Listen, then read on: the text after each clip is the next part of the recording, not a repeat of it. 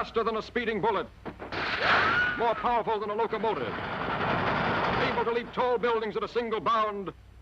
The infant of Krypton is now the Man of Steel, Superman.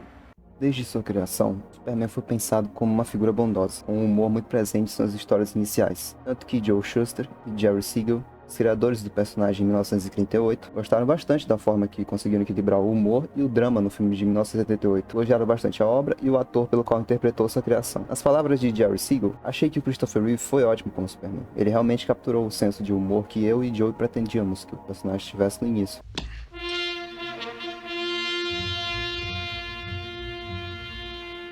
Hi there. Something wrong with the elevator? Apesar das várias complicações de ambos sobre a devida credibilidade de sua criação perpetuar até os dias atuais, com disputas judiciais envolvendo a Warner, que é a detentora dos direitos atuais do personagem, e a família de Joe Shuster, a importância da figura do Superman vai além disso. É notável que durante a era de ouro e prata nos quadrinhos, o Superman se tornou quase uma caricatura de si mesmo, extremamente poderoso com diversas histórias bobas envolvendo tanto o espaço quanto a Terra. O momento de mudança drástica do personagem foi justamente nos anos 70 e 80, após o sucesso de seu primeiro filme lançado globalmente com Christopher Reeve no papel. Tornando uma das figuras mais icônicas da cultura pop, o personagem começou a ter muitas histórias de destaque, desde a Para o Homem que Tem Tudo, de 1985, foi homenageada na série animada, até a infame reimaginação chamada O Homem de Aço, escrita pelo John Byrne, que gerou controvérsias em apostar na maior humanidade do personagem, trazendo dilemas que antes não eram tão presentes em suas histórias, fazendo talvez o que muitos fãs odeiam até hoje. A transformação do personagem, que antes era um símbolo de esperança e justiça para toda uma raça, se resumida a uma arma governamental dos Estados Unidos. Coincidentemente, colidiu com a mesma versão do herói que foi escrita pelo Frank Miller em Batman, o Cavaleiro das Trevas. Essa subversão do herói tradicional se tornando o símbolo máximo de uma nação, ditou um dos maiores erros que duram até os dias atuais. Foi aqui que tudo começou. Se hoje temos Homelander, uma versão que desvirtuava o personagem nos filmes do Zack Snyder, claro que nesse meio tempo, durante os anos 80 até o final dos anos 90, o personagem passou por muita coisa.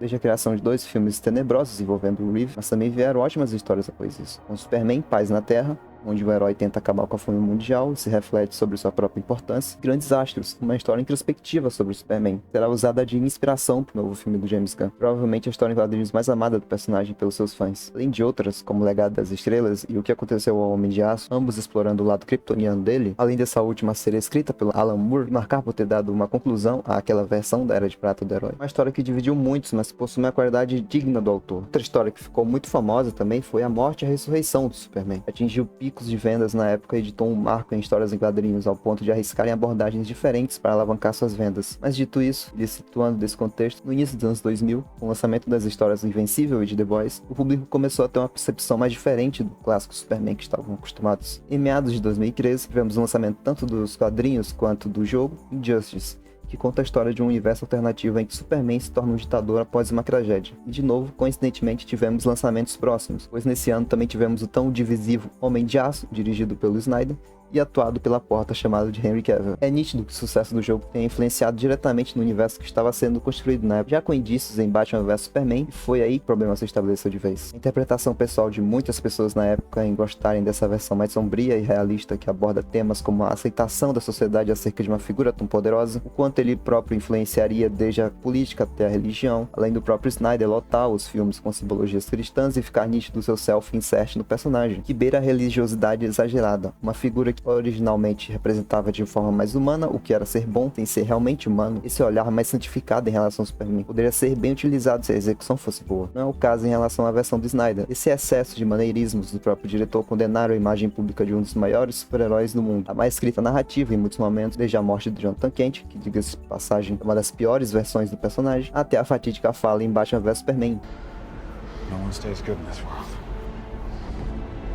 Tornou praticamente a pá que enterrou de vez o que realmente deveria ser o personagem. Acho importante termos adaptações diferentes para personagens que já estão presentes há muito tempo na cultura pop, contanto que sejam bem feitas. Um dos principais problemas na versão do Snyder era se pautar demais no falso realismo criado pelo Nolan na trilogia do Batman. Outro mal que perdurou muito nos filmes de super-herói da década passada. Tom bobo e cômico foi muitas vezes deixado de lado numa tentativa falha de tornar os heróis realistas demais para agradar um público que não deveria ser o alvo principal. Adultos exigindo filmes de super-herói como obras maduras, quando na verdade deveriam passar uma imagem para um público infanto-juvenil sobre moralidade e idealizações. Nós tivemos exceção à regra. Tão amado Homem-Aranha do Sam Raimi abraçou a fantasia, usou a realidade como base para isso, mas não se prendeu aos métodos que vieram após. Foi agraciado tanto pelas crianças quanto pelos adultos. Is he alive? He's just a kid. No older than my son. O equilíbrio perfeito que os filmes do Superman do Snyder não souberam fazer. E graças a isso, e a outras obras que adaptaram uma versão maligna do personagem, como Homelander em The Boys, que ganhou muito destaque pela atuação magnífica do Anthony Starr. E outras versões mais sutis e que não necessariamente seriam uma cópia exata do personagem, como Omni-Man e Invencível. As pessoas esqueceram o que realmente significa a figura do Superman. Atualmente temos mais pessoas sendo fãs das versões copiadas e malignas suas do que da sua principal figura. Claro que não é um herói fácil de se gostar quando criança. Eu mesmo gostava mais do Batman, pelo fator sombrio e crático acerca dele. E também do Homem-Aranha, por ser um personagem fácil de identificação do público. Mas após me tornar adulto, eu comecei a apreciar mais o Superman, a entender seus dilemas, suas virtudes, personagem que realmente deveria servir de inspiração para as crianças. O Batman não é esse tipo de personagem. Ele é tão assustador quanto os próprios vilões que combate. Precisou adaptar um novo traje e ter um parceiro mirim para que começasse a fazê-lo ser mais apreciado por crianças nos quadrinhos. Além de toda a sua mensagem de vingança através da metafísica e seu eterno combate consigo mesmo. O Homem-Aranha, por outro lado, apesar de passar a imagem de esperança e otimismo para muitos, ele se tornou um herói por consequência, não necessariamente por necessidade interna. Na verdade, nas histórias originais, o Peter Parker era facilmente um escroto, egocêntrico, e mesmo amando muito seus tios, havia muito ódio acumulado, e eu particularmente gosto muito disso, do personagem, pois influenciou bastante que viria a ser a saga do simbionte nos quadrinhos. A influência simbiótica não transformou o Peter em alguém ruim, mas restaurou traços que o mesmo já havia e que escondia. Agora Superman é retratado como um herói desde seus momentos em Smallville. Seja na série animada ou na própria série live action, o status quo dele sempre foi o heroísmo, a bondade e a gentileza, desde salvar um avião caindo, levantar uma ilha cheia de kryptonita, até resgatar gatinhos em árvores. Isso é o Superman. Bye, Frisky.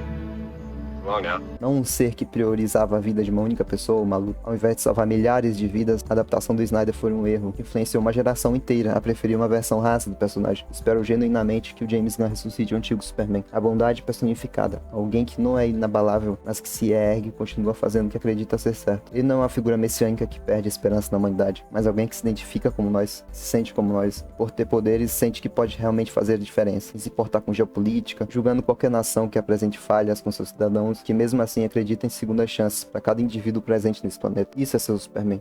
Algo que Christopher Reeve havia entendido de forma sublime. What you have to do, think about it in emotional terms.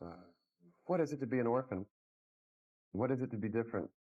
What is it to be an alien? What is it to have lost one home? And the result, when you plug into all that stuff, is a tremendous need and generosity for other people. So that is the organic source of his heroic action. So now you're acting something you can understand rather than just posing.